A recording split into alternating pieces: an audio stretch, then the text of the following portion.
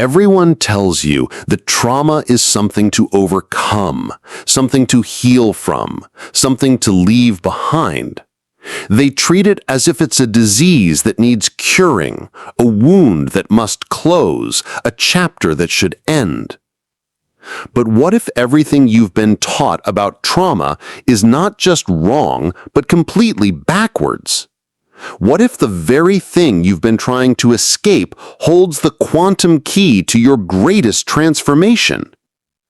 You see, trauma isn't a flaw in your system, it's a feature. Not in a way that sounds cruel or dismissive, but in a way that quantum physics reveals profound truths about consciousness itself. Your pain isn't random. Your wounds aren't mistakes. They are cosmic coordinates, quantum entanglements with possibilities you haven't even begun to explore.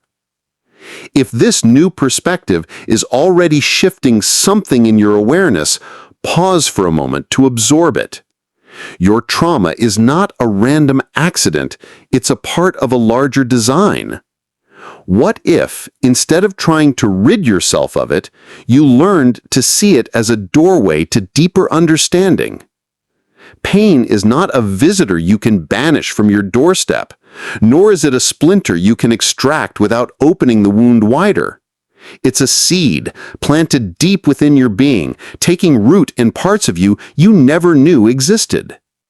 You've been conditioned to see trauma as the enemy, as the thing that broke you, the event that damaged your perfect wholeness. But that's not how consciousness works, and it's not how reality works. Quantum physics has been telling us for over a century that reality behaves in ways we don't fully understand yet. The observer effect in quantum mechanics shows us that simply by observing something, we change it. Your trauma is not separate from your consciousness observing it. It's something your consciousness is actively participating in creating, moment by moment. This isn't about assigning blame. This isn't about making trauma your fault. This is about recognizing the staggering power you have, a power no one has taught you to use. When you were wounded, something extraordinary happened. Energy that once moved in one pattern suddenly reorganized itself around a point of intensity. That reorganization wasn't random, it was intelligent. It was your consciousness protecting something precious by creating new pathways, new possibilities, and new ways of navigating reality. Think of it like a river encountering a rock. The water doesn't stop, it doesn't break. It flows around the rock, carving new channels, creating something that wasn't there before. Your trauma did the same thing to your consciousness. It didn't break you. It revealed new capacities you didn't know you had. But here's where many people get lost. They think healing means going back to who they were before. They think recovery means returning to some mythical state of unwoundedness. They spend years trying to fill in the cracks, smooth over the rough places, return to some imaginary original state. This is a quantum impossibility. You cannot unobserve what you've already observed. You cannot unknow what you've already known. You cannot unfeel what you've already felt. Your consciousness has been permanently expanded by your experience. The question isn't how to shrink back down. The question is how to inhabit your new size. Let that sink in. You are not trying to return to who you were. You are learning to become who you are now, with everything you carry, everything you've experienced, everything that has shaped the unique constellation of consciousness you've become. Your survival mechanisms weren't temporary patches, they were evolutionary adaptations. The ways you learned to cope, protect yourself, and navigate impossible situations, those aren't signs of weakness or damage. They were signs of intelligence responding to environmental pressure with creative solutions. But evolution doesn't stop. What worked for you in one environment may not work in another. The question isn't whether your coping mechanisms were good or bad. The question is whether they're still aligned with who you're becoming. This is where quantum truth gets interesting.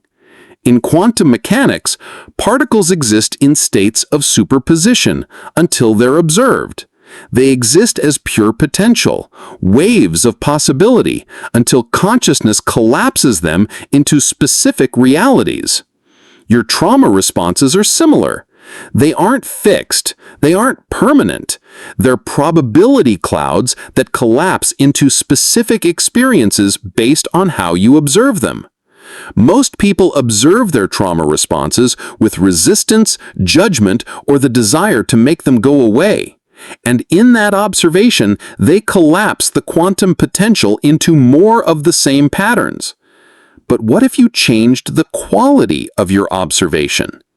Instead of seeing your responses as problems to solve, what if you observed them as information to decode?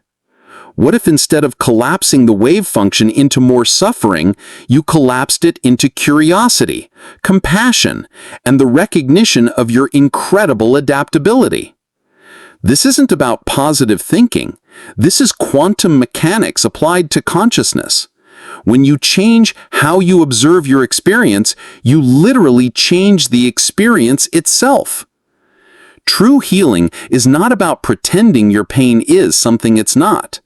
It's about learning the language of your depth until it no longer needs to shout to get your attention. Your scars are not signs of brokenness. They are sacred texts, chronicles of the fierce storms you weathered. They are strategies that prevented you from being consumed entirely. Acknowledge them, for they were the bridge that carried you to this moment. But here's the truth. Your trauma isn't just personal. It's collective.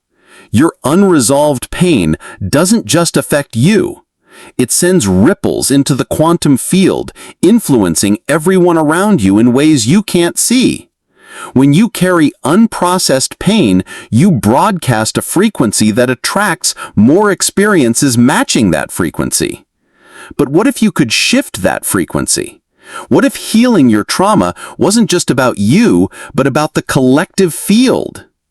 Every time you transform your relationship with your own pain, you shift the possibilities available to everyone connected to you through the invisible web of consciousness. This is why healing trauma isn't just a personal journey, it's a planetary one. When you heal, you break patterns not just for yourself, but for your ancestors, your descendants, and even those around you. Healing isn't just for your benefit, it's a gift to the collective consciousness. When you shift your own trauma, you make it easier for others to heal too. Your transformation isn't just your own.